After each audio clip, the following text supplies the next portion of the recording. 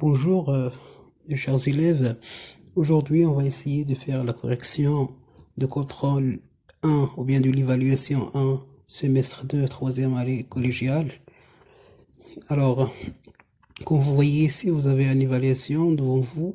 On va essayer de lire le texte, le support, et après, on va essayer de répondre aux questions de compréhension. OK? Alors tout d'abord, on va essayer de faire l'explication, ou bien on va faire la lecture du texte. Alors le mystère de trop de l'enfer. Alors ici c'est le titre de ce texte. C'était un samedi matin de septembre 1998, un jour de grand marqué d'équinoxe, la brume avait tout envahi, et l'on entendit le bruit assourdi des moteurs des navires qui croisaient en mer. Il y avait un peu de temps, j'avais vu Albert, le vieux garçon retraité qui habitait avec sa mère au bout de la rue, passer avec son panier de piche et sa gratte et se diriger vers les rochers de trou de l'enfer pour ramasser probablement 10 pouces-pieds. Ce site de Saint-Guillaume n'avait pas bonne réputation du fait du nombre de promeneurs et de pêcheurs qui avaient été surpris y enlevés par une lame de fond. Ce jour-là, cependant, vu le temps du curé qui régnait sur la mer, il n'y avait pas grand risque et j'ai décidé moi aussi d'aller faire des pouces-pieds. Je pris mon panier, chaussai mes bottes, enfilai mon série et je me dirigeai vers les rochers où je vais Paul en pleine activité de pêche sur un tombon. Ne voulant pas le déranger, je partis en contrebas au ras de l'eau et me mis sagement à ma cueillette. J'avais ramassé un demi-panier quand, tout à coup, un cri épouvantable sortit de la brume. Je gagnai le lieu d'où était venu ce cri le plus vite que je peux et je découvrais quelque chose d'horrible. Albert, couvert de sang, chutait à la mer, coulait à pic pendant que son panier d'osier divaguait sur la mer houleuse. Je sentais alors près de moi une présence invisible et me retournant, j'aperçus une ombre de très petite taille vêtue d'un céris jaune et de bottes rouges qui disparut aussitôt dans le brouillard comme un fantôme. Donc on va essayer de travailler tout d'abord, la première question de compréhension, on va travailler le paratexte. Le paratexte, c'est-à-dire tout ce qui entoure le texte, à savoir le titre, la source, le genre, etc. La date d'émission, etc. Alors, quel est le titre de ce texte? Le titre de ce texte, c'est le mystère de trop de l'enfer. Alors, la première question de compréhension, complétez le tableau ci-dessus. Alors, relevez quel est l'auteur. L'auteur de ce texte, c'est José Asnard, c'est celui qui a écrit le texte. Et quelle est la source de ce texte? On a extrait ce texte d'une nouvelle policière du Bugudon. Le titre de ce texte, on a dit, c'est Le mystère du trou de l'enfer. Quel est le genre de ce texte? Le genre de ce texte, c'est une nouvelle policière.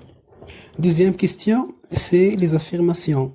Les affirmations suivantes sont-ils vraies ou fausses? Ok? Alors la première affirmation, le temps de l'histoire est samedi matin. Alors est-ce que c'est vrai? Alors dans le premier paragraphe, on a dit c'était un samedi matin de septembre 1998. Alors ici c'est une affirmation qui est vraie. La deuxième c'est le lieu où se déroule l'histoire. Cette histoire est la rivière. Est-ce que c'est vrai que le lieu où se déroule l'histoire, c'est la rivière? Non, c'est faux. Alors le lieu exact, c'est la mer. La troisième affirmation, c'est la victime qui s'appelle Albert et le frère du narrateur. Ici, entre la relation existante entre Albert et le narrateur, c'est une relation de voisinage, c'est-à-dire que c'est son voisin. Alors ce n'est pas son frère, c'est faux. Le coupable était un vampire. Est-ce que celui qui a tué Albert, c'est un vampire? Non, un vampire, c'est-à-dire Massas Dima. Ici, non, peut-être c'est un fantôme, parce que dans le dernier paragraphe, le narrateur nous a indiqué que celui qui l'a vu à côté de Albert, c'est un fantôme, ok, qui disparut aussitôt dans le brouillard comme un fantôme Washabah. Alors ici, c'est une affirmation qui est fausse. Troisième question, complétez les informations ou bien complétez le tableau suivant à partir du texte. Ok, alors on va relever les informations sur le temps, sur le lieu et sur le personnage. Ok, c'est-à-dire ici les indicateurs de temps, on va relever les indicateurs de temps qu'on a dans ce texte. Alors les informations sur le temps, on a ici samedi matin de septembre 1998 et on a aussi un jour de grand marée d'équinoxe. Ok, alors marée d'équinoxe, c'est-à-dire époque où la durée du jour est égale à celle de la nuit. Information sur le lieu. Trop de l'enfer, et c'est le lieu, c'est un indicateur du lieu. Site de Saint-Guignol n'avait pas de bonne répétition, alors ce site n'a pas eu une bonne répétition. Et aussi la mer. Ok, aussi la mer, c'est un lieu. C'est une information sur le lieu. Alors, information sur les personnages, bien sûr, le personnage Albert. Alors, comment il est Albert? Il est le vieux garçon retraité. Il habite avec sa mère et aussi un pêcheur actif. Ok, c'est un pêcheur actif. La quatrième question, c'est la question de comprendre pourquoi le site de Saint-Guignol n'a pas bonne répétition. Le site de Montréal, parce parce que nombre de promeneurs et de pêcheurs qui avaient été surpris et enlevés par un lame de fond.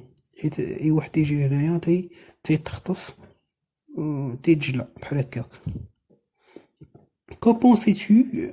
Alors ici, la cinquième question, c'est la question de réaction, ou bien d'exprimer votre opinion, que tu dois exprimer ton point de vue. Qu'en penses-tu des films qui mettent en scène des fantômes? Justifie ta réponse. اش بان لك بدك الافلام اللي تكون فيهم الاشباح هاتي لها الرأي ديالك وجustifier par exemple ton opinion. Alors l'exemple de la réponse, on peut dire par exemple je n'aime pas ce genre de film car il me faisait peur, par exemple, ou bien je pense que les films qui mettent en scène des fantômes, ok, me permettent de construire ma personnalité. تعاوني مثلا نقوي الشخصية ديالي. Très bien. Maintenant on va passer à la langue de communication. Question de langue de communication. Relève dans le texte une proposition relative et un adjectif qualificatif dans le texte. Alors, on a ici dans le texte, on a plusieurs propositions relatives. On va choisir une. Alors, on a ici par exemple le bruit assourdi des moteurs de navire qui croisaient en mer. Alors, la proposition relative ici, c'est qui croisaient en mer. Qui croisaient en mer.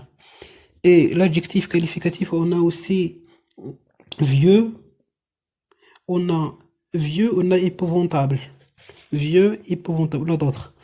Deuxième question de langue de communication, on a complété par les moyens de coordination suivants.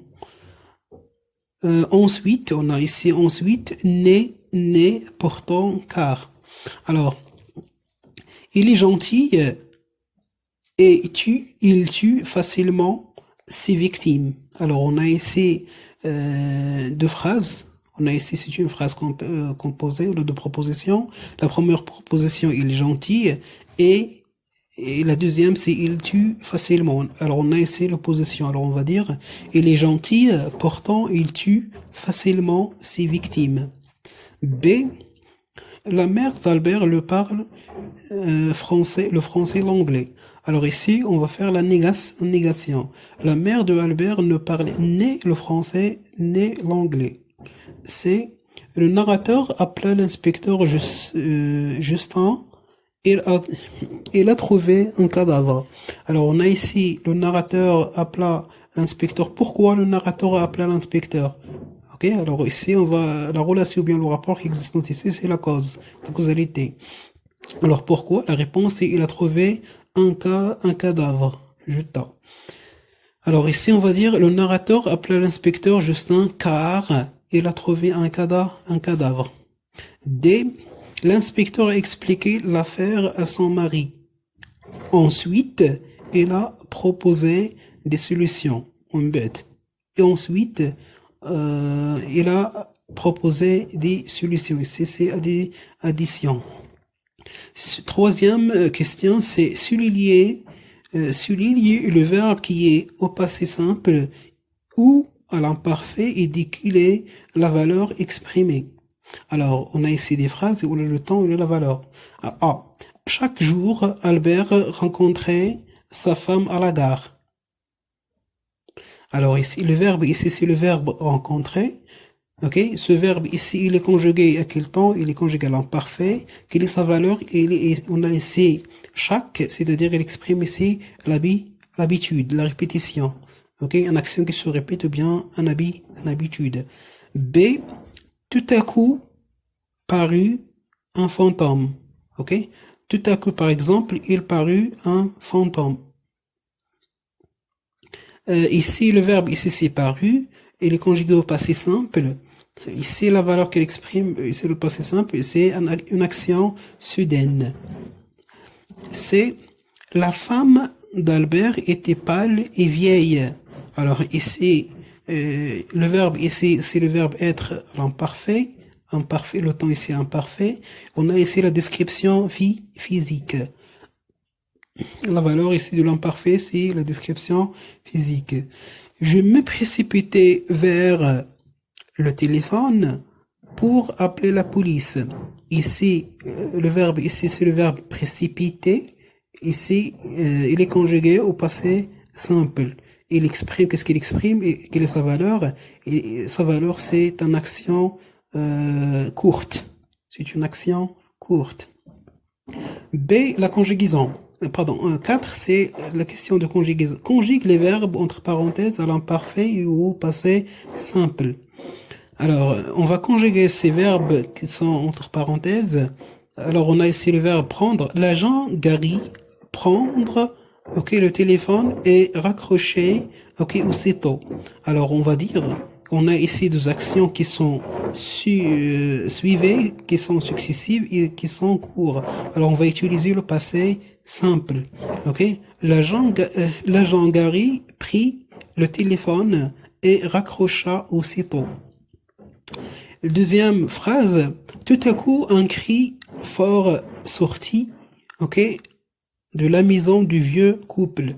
Alors on a ici tout à coup, c'est-à-dire ici c'est une action soudaine, c'est une action soudaine. Alors on va conjuguer le verbe sortir ici au passé simple. On va dire tout à coup un cri fort sortit à la fin de la maison du vieux couple.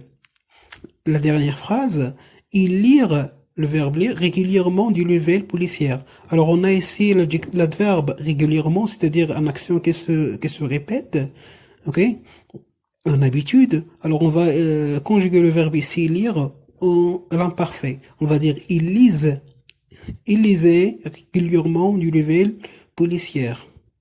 Pour la question 5, exprimer la comparaison en reliant les phrases suivantes.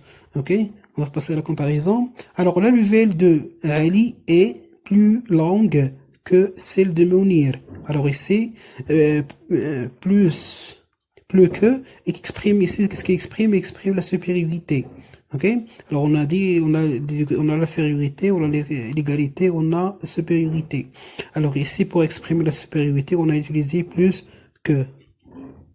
Ahmed a 5 romans, Mounir a 5 romans. Alors on va ici exprimer l'égalité. Alors on va dire Ahmed a 5 romans tels que Mounir.